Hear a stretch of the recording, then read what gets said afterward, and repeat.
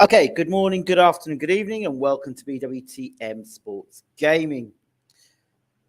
So, Conor Benn, another sensational knockout win, this time against Chris Van Heerden. So the title of this video is called Who's Fooling Who? Back in the 90s, Nigel Benn, the father of Conor Benn, fought bitter rival Chris EUBANK Sr. in a bitter grudge match.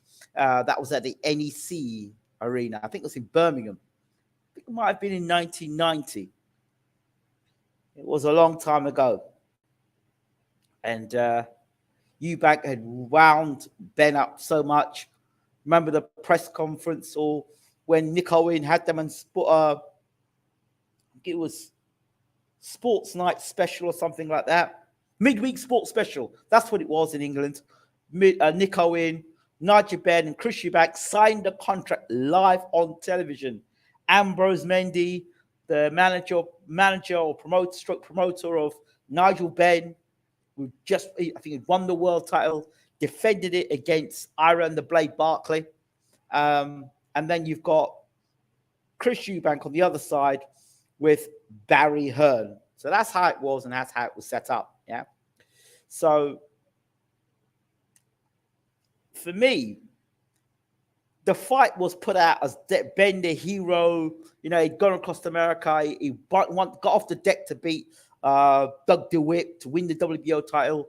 He then went and fought Iron Barkley, the first defense, Iron the Blade Barkley, in a fight that a lot of people thought Barkley was going to do Ben. Ben went over there and stopped him in a round, surprisingly. Came back to the UK to do business with Chris EUBANK. Why my screen is doing this tonight. Everything's happening tonight. Let's fix this a second. Right. With Chris EUBANK Sr. So we have the fight as it is. And for me, I want to talk about Conor Benn and how he's been promoted in the UK, which I think is very important. Very, very important, because I think from what I see of Conor Benn, now Conor Benn is his record. Let me get his record up. Now he's 21-0. Okay. Conor Benn is 21-0. His last fight was against Van Heerden. And then the fight before that was Chris Algieri. And the fight before that was Granados. The fight before that was Vargas. And then Formella. So you can see he made a big step up. And the guys, Formella had, I think, 1 defeat. Vargas had 6 defeats. Granados had 8 defeats. Algeria had 3 defeats. And Chris Van Heerden had 2 defeats. Okay? They're all well-known names in the world. But what I think they're doing with Conor Benn now, from what I'm seeing, Conor Benn is doing the old Mike Tyson thing where you're fighting guys that you know you can knock over and you should knock over and punch resistance have gone. So you fight these guys. It makes you look a bigger puncher than you actually are. Okay? I'm not suggesting Ben's not a big puncher. What I'm suggesting is this. He's had 2 quick knockouts against 2 guys who, as far as I was concerned, was retired. Now, I'm not here to slate Ben because I like Ben. I like what Ben is doing in the sport, right? He's trying to come out of his dad's shadows. But the worst way to come out of your dad's shadows and to prove to people that you're not here because of your dad's name is to do things that maybe your dad didn't do. You have to do better than what your pops did. That means you're going to have to go and fight for a WBO title or the WBC title or the WBA title or the IBF title, right? Dad had the WBO title and he won the WBC title, right? He won the WBO title at middleweight. He went up against a super middleweight title, the WBC title when he was a super middleweight. So what he's got to do is to come out of his dad's shadows. This is very difficult because his dad is legendary, at least across British shores. He was a legendary middleweight and super middleweight champion. So he's got a difficult time of it anyway, right? The thing is, what makes things even more harder for Conor Benn is people already saying, you're coming out, you're only there because of your dad, your old man. You're only there because of your old man. Okay, maybe if he was Conor Frank or Conor Brown, would he get the same attention? He wouldn't, because he didn't do anything great as an amateur, right? So he didn't have a stellar amateur career. So clearly, it has got something to do with his dad's backing. Clearly, right? Because he's a son of a legend. To become a legend, you've got to beat a legend. So they say, right? But if you're beating guys that are completely shot past it, 40 plus, and does that mean that if I beat a legend, an old legend, does that make me a legend? I'm not so sure if I buy into all that. But anyway, it seems to me that they're setting Conor Benn up for a hard fall, right? Because here's a guy who is knocking at guys like Van Heerderen, Algieri, right? And Vargas, whose punch resistance have completely gone, right? And Granada's got on his bike, right? So when Granada's got his bike, Benn could knock him out. Look, Benn went a unanimous point decision against Formella, and he went unanimous point decision against Granados. And the guys he has knocked over, Vargas, Algieri, and Van Heerderen, when you think about it, all three of those guys are shot-worn and their punch resistance has gone, right?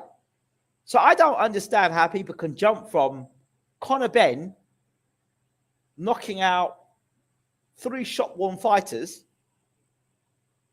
to now mixing it with Errol Spence, Virgil Ortiz, Boots Ennis, and then Boots Ennis is another conversation anyway. Terence Crawford. I don't understand how he gets into that mix. I don't know how he gets into that conversation, right? So you can keep on knocking these guys out that in 1 or 2 rounds, but what does it prove? It proves you can punch, and it proves you can knock over an old guy. But does it prove you've got what it takes to become a world champion? Nope. And those 2 fights you've had, you would have probably learned a lot more fighting a guy who's going to take your punch and throw something back than a guy that as soon as you hit him, falls over, because you get yourself into a habit of that. We've seen it so many times that with fighters who've got big punches, that as soon as they fight a guy who can take their punch, ride their punch, and hit them back, there's a problem and get pushed back. Now, can Benn take the same power he's dishing out? Can he take it? We've seen Benn in fights early in his career where he's been dropped and badly hurt and almost knocked out himself. Okay? So we've seen it already early in his career. And since then, he hasn't been in the ring with any puncher to date. If you look at Benn's record since the fight where he's been rocked and hurt, he's not fought any puncher. He's fought nobody who's got any resistance to him. So how can people say Benn is improving when he's fighting guys who are going to fall over? That I don't understand. So you tell me how you move from that to fighting for a world title. To me, Benn's got to fight for the British title. He's got to fight for the Commonwealth title, the European, and the world title. In that order. By the time he gets the world title shot, yeah, Errol Spence and Terence Crawford will have disappeared. And there'll be different threats. But by then, he'd have been a more well-rounded fighter. At this point in time, he is what I would call front foot happy. He just punches people and they fall over. Yeah. It's the old Mike Tyson story. But Mike Tyson, when he was starting his career, when you watch Mike Tyson on TV, you saw him knocking guys out, yeah? But you didn't know who those guys were. You didn't really question. Back in the day, we didn't have social media. We didn't have Facebook, Twitter, Instagram. We didn't have people who were reporters the way we have today that look into every minute detail that we do today in boxing, right? I mean, Errol Spence got caught with 1 punch and he was caught off guard. Mouthpiece came out. And from that fight, they don't talk about the whole fight.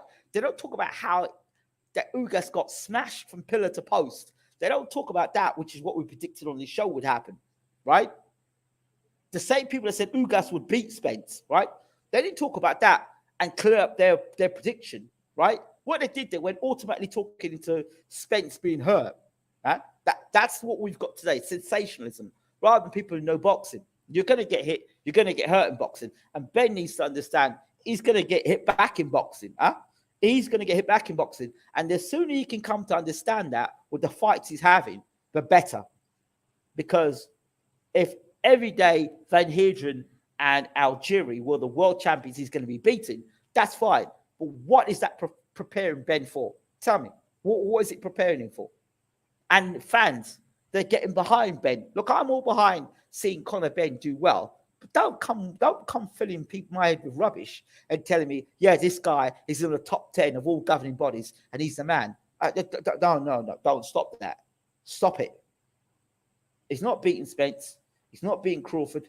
He wouldn't beat Porter. He sure as hell can't beat Keith Thurman. No, come on. No, even now. Ben needs to fight a guy. Ben needs to fight some guys now that we know are not top of the range, but guys are going to stand there and punch him back. These guys are going to punch him back and say, you know what? Let's have it. It's all right being the big man and being the tough man and against guys who are not going to offer you any resistance, and you damn well know that. And I've been banging it out in the gym, and I've been doing this, I've been doing that. That's fine. But when you have to fight a guy now that you know the other side of the ring is looking to punch your lights out, right? Genuinely punch your lights out and not for a payday. Because what was Algieri? Don't tell me Algieri is coming to fight for another world title. Behave yourself. Don't tell me that Samuel Vargas trying to fight for another world title. Behave yourself. Don't tell me that Chris Van Heerden, no matter what you're saying, that he was looking to fight for another world title. He promoted the fight well. And I said that if Van Heerden was allowed to get himself into some sort of rhythm as an older guy, he might outfox Ben. But I said from round one, Ben needs to jump on this guy, hit him on the chin, and let him know today's not your day. Yeah? But you can't run out there and hit Errol Spence in the chin and not expect to get hit back, or not expect to get countered, or Terence Crawford. Huh? These guys are going to punch you back in your mouth. Eh? No questions asked. You get punched back in the mouth straight. Don't care how many rounds you're banging it out in the gym, and you're banging out numbers. I don't give a damn. When it comes down to these guys punching you back in the welterweight division, everyone's banging out in the gym. Yeah, I'm sure that Derek James and Errol Spence are banging out in the gym. I'm sure Terence Crawford and Bomac are banging it out in the gym. Yeah, so I don't want to hear anymore about banging out in the gym and banging out numbers. I don't want to hear that. I want to hear who your next fight is against somebody who's credible, who's not shop worn. Don't give me Adrian Broner, because Adrian Broner hasn't fought for God knows how long, and really is not a welterweight. He is a lightweight who just could not be bothered to stay at the weight, and he ate himself out of the division and thought, well, you know what? I'll try and fight a welterweight. His style was for lightweight. He was a lightweight bully. And when he came to welterweight, the same stuff he would try to do at lightweight wasn't working, because the guys were that much bigger, that much stronger. And when he was landing them blows, them guys were saying, thank you, I'll eat that. Now I'm going to push you back. Let's see how good Ben is. Let's put Ben in with Marcus Maidana. Let's get him out of retirement. Get Marcus Maidana a couple of fights. Let's put Marcus Maidana in with Conor Benn. Let's see how that works out. Because Marcus Maidana is going to be landing. He's going to come in to punch you. He don't care what your name is. He's coming to punch you. I wouldn't even mind seeing Ben versus Josito Lopez. He made what's his name's eyes roll in his head. Keith Thurman, Josito Lopez, because he's not top of the range, but Josito Lopez takes a good shot and he's coming to fight. Josito Lopez. Who else? Who else? I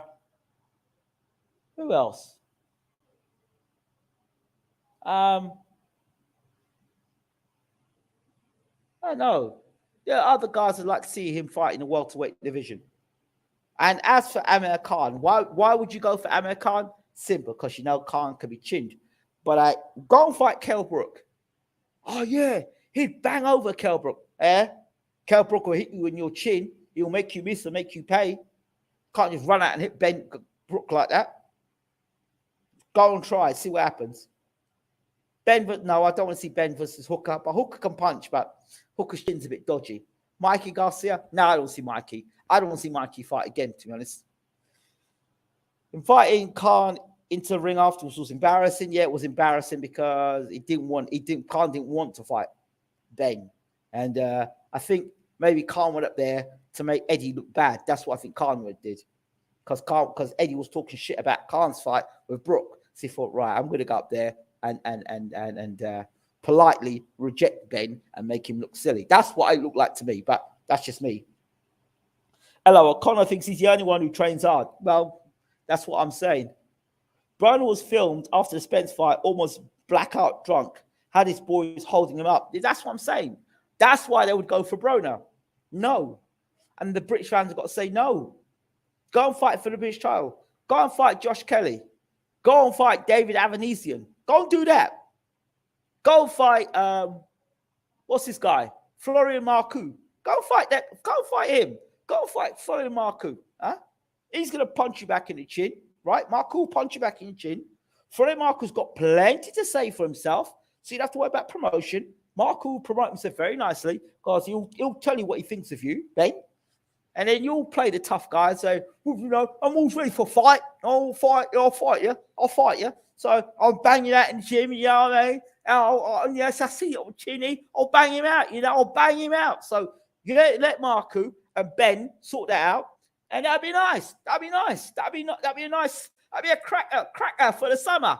You know what I mean, Barry? A cracker for the summer. Yeah?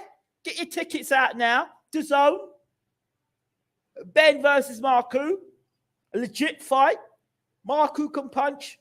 Ben can punch. Let's have it. Let's have it. Marcoux versus Ben. If you don't want Avanesian, okay. Marcoux sells tickets. Marcoux's come off a nice win. Ben's come off a nice win. Marcoux, Ben. Then we can really start to get behind Conor. That it's not a hype job. I'm not saying he's a hype job, but when you start sending me fights like Chris Van Heerderen and flipping Chris Algieri, and then I don't mind you saying these are learning fights, okay, but don't tell me that because he's banged these two guys out and he's in the world ratings because you've probably paid for him to be in the world ratings, that suddenly he's a world beater. Don't try and sell me that crap, right? He's not a world beater. Yeah, who's he beating in the world to be a world beater? I don't understand this rubbish. This rubbish, absolute rubbish. Khan defaulted on his mortgage in that Brook fight. Ain't no bank fans lending him money again. More than Van Heerderen. This. Can't say Marcoux doesn't have a fan base because he's got tons of Albanians backing him. Well, all right, let me ask you a question. Who's Chris Van Heerden's fan base? Who's Chris Algieri's fan base? So when Hearn starts talking rubbish about fan base, he don't want it. Learning when you're top 5 in most world rankings, LOL. Well, that's it. That's it. So the question is, who is fooling who for real? Conor Benn, are you a legit welterweight that is people can back and you're going places, or are you just hiding glass and the first time somebody really pops you back in the chin, you're going to fall to pieces? I said it about Josh Kelly. When you hear Mr. Boxing 247 was talking about Josh Kelly, and I told you, as soon as Josh Kelly fights someone who's going to put it on him, he already got beat by Robinson. As soon as somebody puts it on Josh Kelly, you're going to know about it. When you knew about it when he fought Avanesian. Oh, I probably pronounced the guy's name wrong. Avanesian, bloody UFC. Avanesian. Sorry, Mr. Avanesian. David Avanesian. That's the man right there in Europe. The number 1 guy in Europe. That's the man. So that's how I kind of see things with Conor Benn. Who's fooling who? Are you a hype job or are you the real McCoy?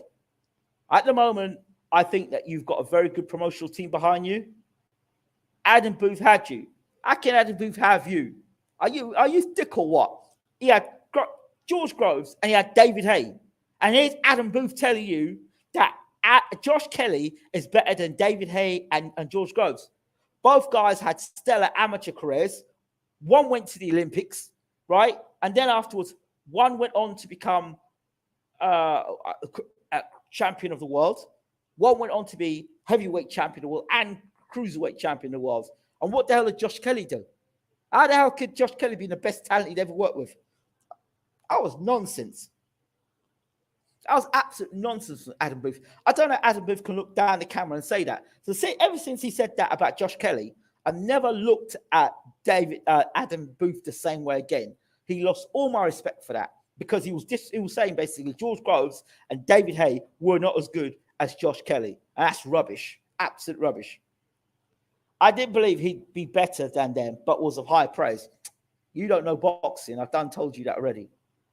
Josh Kelly was more than exposed. He was cut down to size. Kelly didn't want that fight. He did not want that fight, but he was told, you have to take this fight. The typical Hearn story. You have to take this fight because we've invested in you. That nonsense. Conor is fighting in over 35 inactive club. That's it. That's it. To build that resume. Boxing fans know what it is. They know what it is. But this all comes back to you when you actually fight somebody who can fight and will punch you back and will block your shots and come back at you, because by then you've got it in your head you can knock everybody out. You can only train the way you've been fighting. And so therefore, the last two fights have been, I've walked in there, I've banged him with the right hand, he's fallen over. I've got in there, I've banged him with the right hand, he's gone over. So now I'm going to go back in the gym and I'm going to bang it out in the gym again. Left jab, bang right hand over top. Left jab, bang right hand over top. Left jab, bang right hand over top. Right, that's how you train. Ha! And then you fight someone now who sees that right hand coming, slips back, slips their own right hand, puts their own right hand down. Or you go for your right hand, it puts a nice jab on you. And you go for a right hand, it put another jab on you. You drop your hands, he puts a straight right hand down your pipe, you're on the canvas. That's how boxing goes. You've got to evolve as a fighter. But if you're fighting guys like Van Heerden and Algieri, that's not really going to help you evolve. You know what fight I'll take? Ben versus Luis Collazo. Luis Collazo, he'll come and fight. I don't know if he's tied that Collazo, but Luis Collazo will come and fight. And he takes a good shot. I mean, he took all that Keith Thurman had and was able to land some good shots in Keith Thurman and hurt Keith Thurman bad. So, yeah, let's see what Ben has got up. Let's see what's going next with Ben. But there you go. If you see Ben again in a fight with another guy who's over 35 and, you know what's coming. You know what's coming. They're trying to take as much money as you can, make as much money for Ben as possible before he takes that big fight and gets himself knocked out. You can see it. You can see it. Sandro Martin would have been a good fight, but now I think he's moved up. Yeah, Sandro Martin. I don't want to see Mikey Garcia. I don't know if Mikey Garcia's got the power to knock Ben out. Hey, mind you.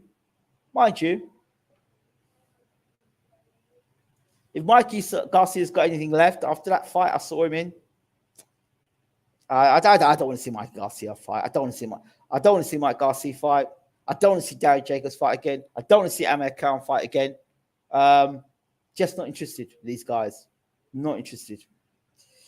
Right. Let me get out of here. This has been BWTM Sports. I'll be back talking about Mr. Fury and Mr. White when I come back. Thank you for watching. As always, this has always been BWTM Sports. We appreciate you. Take care.